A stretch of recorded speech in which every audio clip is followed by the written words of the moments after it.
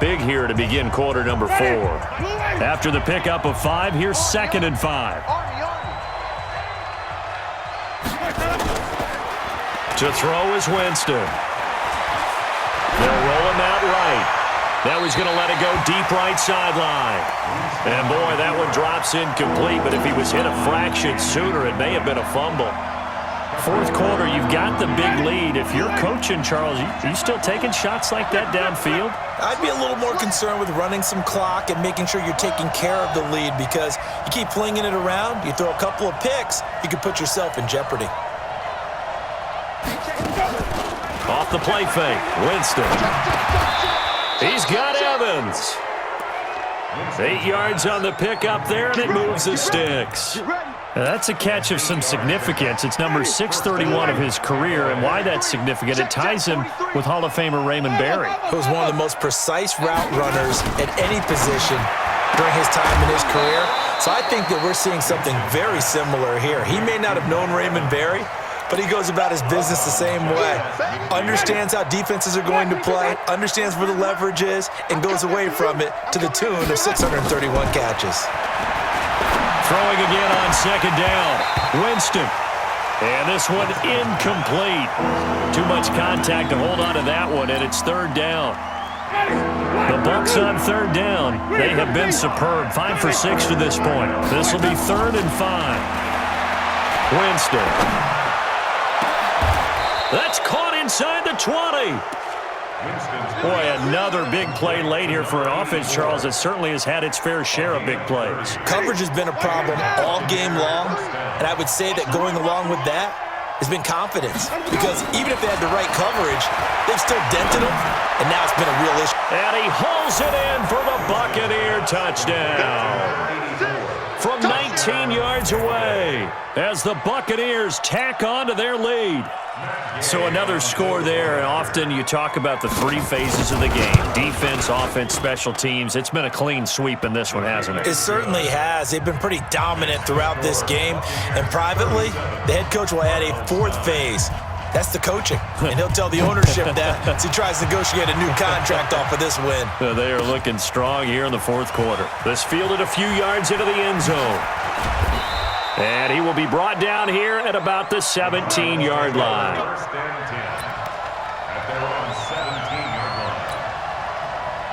Arizona's offense at the line, ready to get their drive started. And there are parts of their last drive they'd like to emulate. And, of course, they'd like to forget the inning, the interception. But they did put together, Charles, a nice sustained drive to get him down the field. Yeah, and unfortunately for them, the only thing that matters is part 2, right?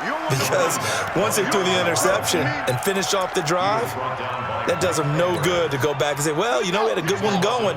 Finish things off. That's the only way you can get it done. So the opening play of the drive goes backwards. Now they'll come up on 2nd and 12. They'll run with Penny.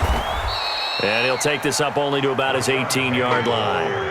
After getting stuffed on 1st down, not much better there. 2-yard gain. Partner, we know today's NFL is really built around the guy throwing the football. But these short runs, they still pay dividends because they can take their toll on a defense, and they can add up as the game goes along. You control the clock, you control the ball, and that way you often control the game. He's going to float this over the middle deep. And unable to connect, incomplete. Now give them credit, they took their shot, but it's going to bring up 4th down. Just nothing there again. He's been sacked multiple times. We've seen the interceptions, of course. He's really been through the ringer, hasn't he? And what we've seen is a defense that's well coordinated. The front and the back really in sync. The front putting on the pressure, the backside being ball hawks and picking passes off. A terrific return, 30 yards all in all. And the Buccaneer offense will be set up well as they take over. Ready, black 25. Check, 43. You ain't doing nothing today.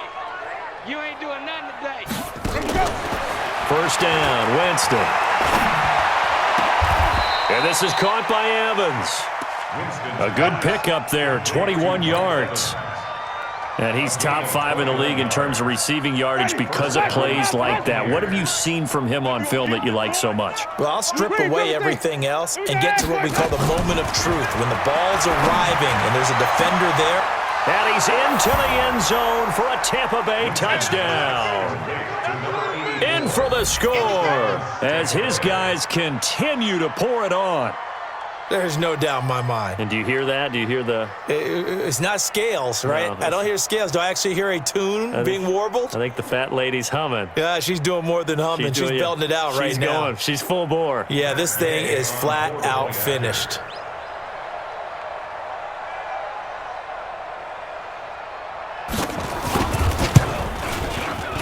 Oh, I was just about to say he hadn't missed an extra point all season, but there it is. His first miss, no good. So with the missed PAT in his rearview mirror, he goes back out to kick this one off. This is fielded a couple yards deep. And the decision to bring it out is going to cost him about 7 yards all told as he's taken down back shy of the 20.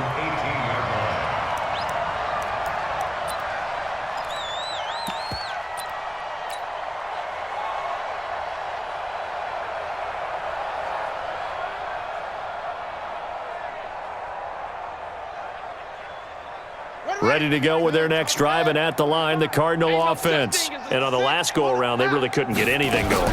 They had to punt from deep inside their own territory, which means they're going to lose the field position battle as a general rule. What they're looking for now is a little more consistency, move the ball at least a few times on offense, get a couple of first downs, and hopefully flip the field. Yeah, just something to build off of. That's what they're looking for here.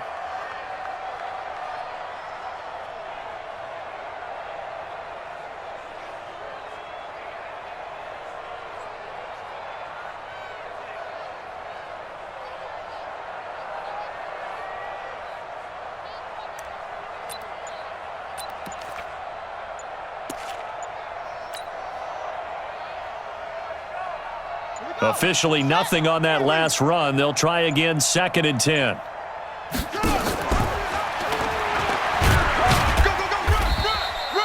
Call it about a gain of 3, and they'll be looking at a 3rd and 7 coming up.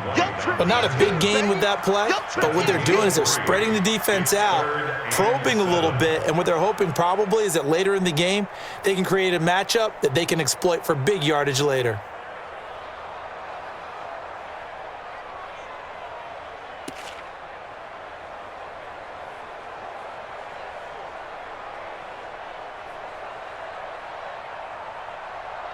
Just 2 minutes remaining here in the 4th quarter of what has been a one-sided affair.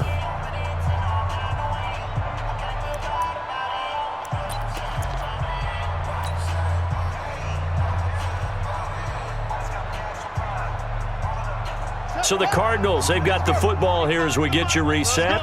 They face a 3rd down now as they try to find a late score. Penny. And he won't be close to a first down as he runs into a wall right around the line of scrimmage. Call it no gain there, and it leads to a 4th down. It's 4th down.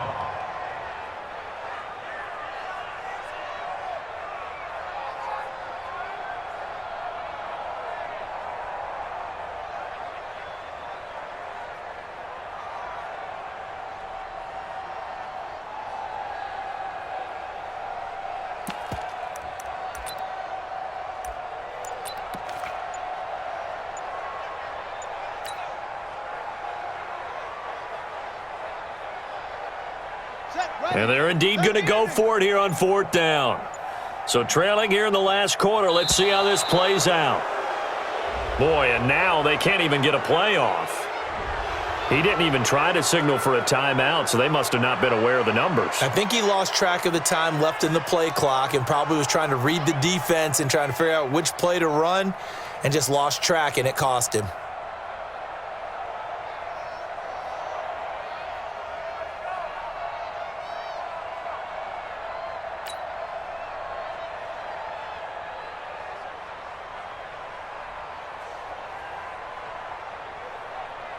Here comes the Cardinals punter now, standing just outside his own goal line.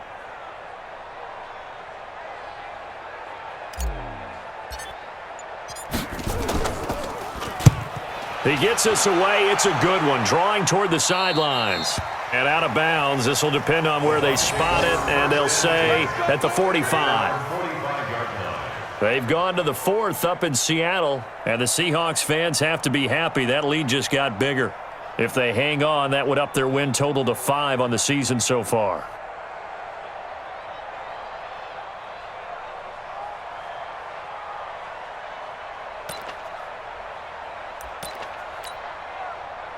The Bucs offense set to begin their next possession. And this game comfortably in hand. The scoreboard speaks for itself, but you still got your starting quarterback out there. When do you go to the backup? Let him get some time.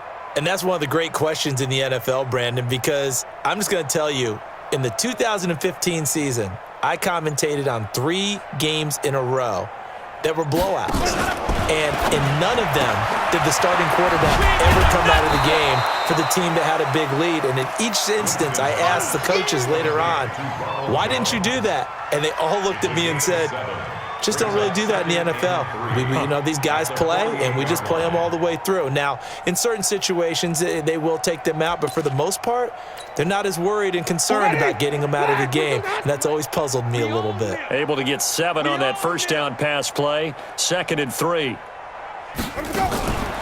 Winston here to throw.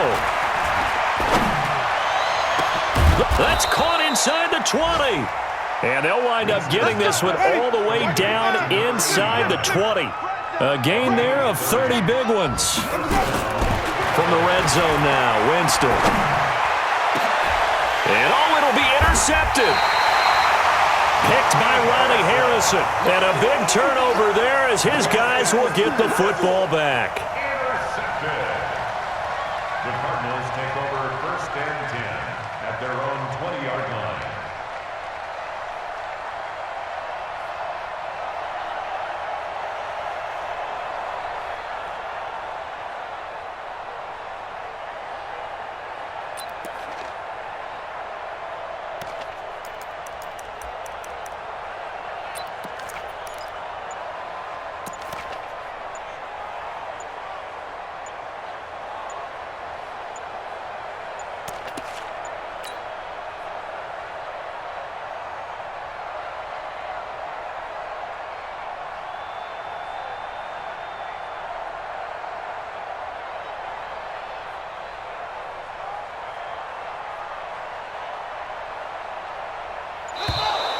Now problems right out of the gate. We're going to get a delay. He didn't seem in a rush. I guess they just didn't know where the play clock was. I think you're right about that because there was no hurried movements there, right? No up-tempo at all. Clock just ran out. I think he was as surprised as maybe his bench was.